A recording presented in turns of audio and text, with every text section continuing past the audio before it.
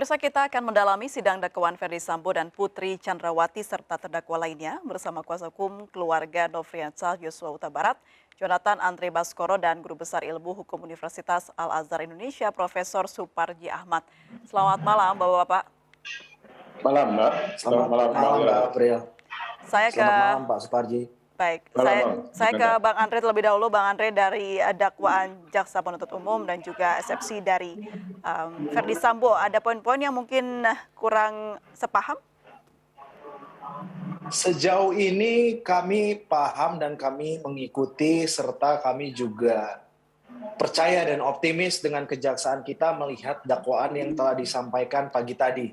Karena menurut kami dakwaan jaksa itu tajam dan jelas. Ada 2 poin di sini, Mbak. Pembunuhan berencananya tidak terelakkan, dan yang kedua, memang betul Ferdy Sambo adalah otak pembunuhan ini. Baik, kalau dari Pak Suparji, Anda melihat dari tadi pengadilan yang sudah sidang yang sudah dijalani oleh Ferdy Sambo dan juga Putri Chandrawati, seperti apa, Pak? Apakah sudah sesuai dengan hukum yang berlaku? Ya, saya kira pertama kita apresiasi ya, jaksa yang telah bekerja secara cepat, yang telah melimpahkan perkara, begitu ada tahap 1, tahap 2, langsung dilimpahkan ke Pengadilan Jakarta Selatan. Saya kira ada suatu prestasi yang sangat baik. Pada sisi yang lain juga kita apresiasi Pengadilan Negeri Jakarta Selatan yang sangat cepat segera menyidangkan perkara ini, mengingat ini ditunggu banyak pihak, ya, ditunggu perhatian dari segala masyarakat, makanya diproses secara cepat. Poin ketiga saya kira, apa yang diformulasikan, yang didakwakan oleh jaksa, sudah memenuhi rasa keadilan masyarakat, sudah memenuhi rasa keadilan korban, tinggal bagaimana nanti membuktikan. Jaksa begitu gigih, begitu komprehensif untuk membuktikan konstruksi pasal 340 berkaitan dengan masing-masing pihak. Bagaimana ada yang sengaja membiarkan, ada yang sengaja tidak memberitahu, pada tahu ada niat jahatnya. Ini adalah satu konstruksi, sebuah dakwaan yang saya kira sudah sangat jelas, sangat cermat, ya, sangat lengkap. Dan ini nanti akan sangat dibuktikan dalam proses pembuktian, ya. Pak Suparji, jadi sempat hakim mengomentari dari kuasa hukum Ferdy Sambo yang langsung membacakan eksepsinya setelah jaksa penuntut umum membacakan dakwaannya. Apakah ini hal yang terlalu cepat atau menurut Anda wajar saja? Ya, ini saya kira satu hal yang luar biasa menurut saya. Dakwaannya belum dibacakan, tetapi kemudian eksepsinya sudah disiapkan gitu ya.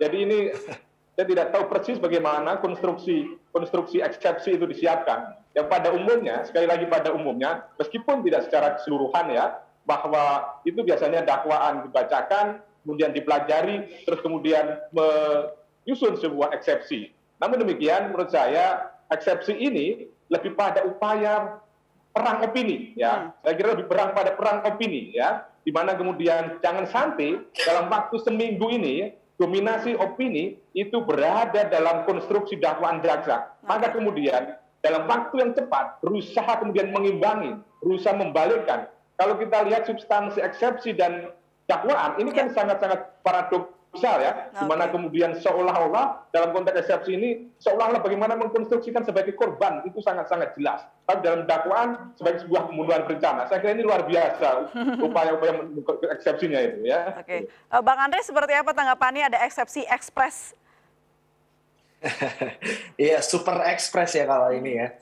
Nah, saya juga nggak ngerti ini kenapa sepertinya yakin betul dan kapan membuatnya, atau mungkin memang ternyata sudah menduga-duga karena memang tahu akan kemana arah dakwaan jaksa. Tetapi yang ingin saya sampaikan ya silakan saja melakukan eksepsi karena itu adalah wajar membela kliennya begitu ya. Saya juga akan pastinya setiap penasihat hukum akan melakukan eksepsi, tetapi bedanya kalau saya objektif, Mbak. Nah, kalau ini kan kita nggak tahu ya, mudah-mudahan aja objektif begitu. Baik, Bang Andre, ini kan di dalam eksepsi yang dibacakan dari Ferdy Sambo, mengatakan JPU tidak rincikan keributan antara Kuat Ma'ruf dan Joshua. JPU abaikan fakta kesaksian Ricky Rizal dan Kuat Ma'ruf.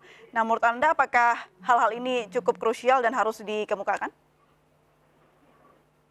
Kalau menurut saya tidak terlalu penting ya terkait hal tersebut. Yang menjadi fokus utama adalah bagaimana jaksa mendakwakan di dalam dalilnya bagaimana pembunuhan berencana itu bisa terjadi dan itu sudah memang tidak terelakkan. Namun jika ada sanggahan-sanggahan atau sangkalan-sangkalan itu haknya wajar saja karena tersangka dan terdakwa memang memiliki hak ingkar. Tentu dia akan memutarbalikan, membela mati-matian kliennya begitu dengan target-target tentu yang paling tinggi. Mungkin saja terus menggadang-gadang motif ini untuk memperingan hukumannya begitu atau memang tidak tidak ingin terkena pasal 340 jadi terus dibangun dan saya tadi sepakat dengan Prof Suparji ya memang eksepsi ekspres ini dibangun untuk terus membantah opini yang bagaimana nanti kalau sudah dibacakan dakwaannya akan terus bergerilya begitu.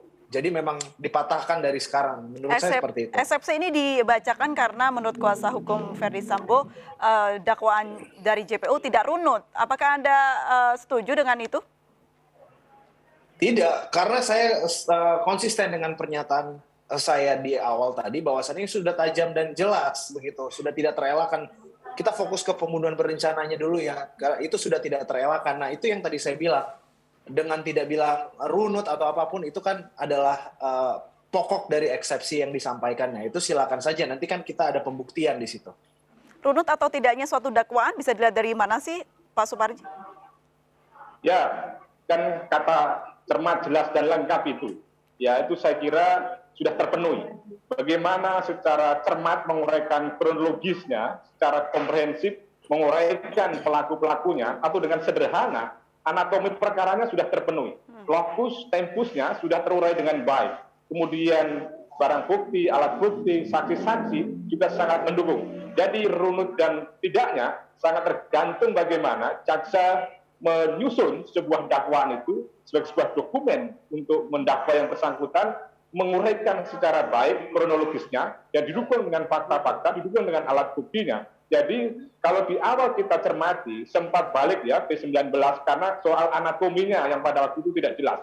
Maka sekarang melalui dakwaan ini saya kira sudah bagus tentang anatominya. Tinggal bagaimana proses pembuktian. Pada sisi yang lain saya kira bukan kita pesimis. Itu adalah hak bagi penasihat hukum, bagi terdakwa untuk melakukan eksepsi. Tetapi pada umumnya itu kan menyangkut soal kompetensi absolut atau kompetensi relatif ya, yang bagaimana nanti akan syarat formilnya untuk sudah dipersoalkan dalam sebuah tangkisan atau sebuah eksepsi. Tetapi apa yang diuraikan tadi sudah masuk pada pokok perkara, sudah masuk pada pokok pembuktian. Sehingga itu nanti kembali majelis hakim yang akan menilai, meskipun tidak terlalu optimis lah gitu ya. Baik, Bang Andre sebagai kuasa hukum Brigadir Joshua dengan mendengar dan memperhatikan dakwaan jaksa juga eksepsi yang dibacakan oleh kuasa hukum Verdi Sambo, apa strategi hukum yang akan diambil oleh kuasa hukum Brigadir Joshua?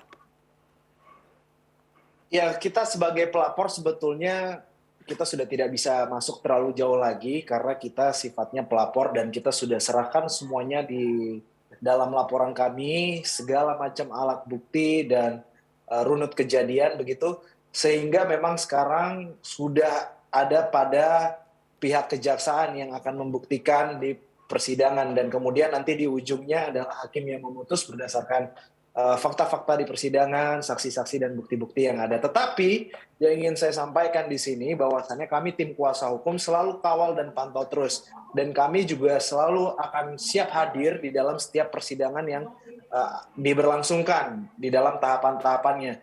Begitu juga nanti pada saat pihak keluarga diminta untuk bersaksi di persidangan, kami sudah berkomunikasi dengan pihak keluarga, tentu sebagai warga negara Indonesia yang baik, kami keluarga akan siap hadir kapanpun dibutuhkan untuk penegakan hukum di Republik ini. Begitu, Mbak.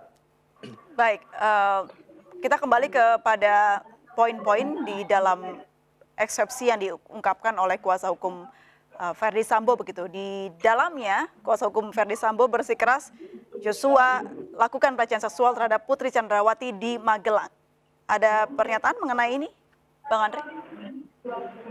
Menurut saya ya itu silakan saja Sasa dia mau bilang apa, tetapi menurut kami motif pelecehan ini adalah sebuah upaya pembelaan untuk meringankan. Namun kita ketahui bersama bahwasannya pengakuan tersebut hanya sepihak. Dan sampai sekarang kan kita tidak ada bukti. Nah, ini silakan saja dibuktikan nanti kalau memang misalkan harus seperti itu. Oke, baik. Pak Suparji, Anda melihat ini seperti apa? Apakah eksepsi yang akan yang sudah dilakukan oleh pihak Verdi Sambo ini cukup berhasil untuk bisa mengaburkan fakta atau mungkin memang ini yang sebenarnya? Namun jangan dijawab dulu Pak Suparji, kita akan lanjutkan perbincangan usai jeda dan terima kasih banyak Bang Andre sudah bergabung dan berbincang bersama kami. Selamat malam Bang Andre. Selamat malam Mbak April.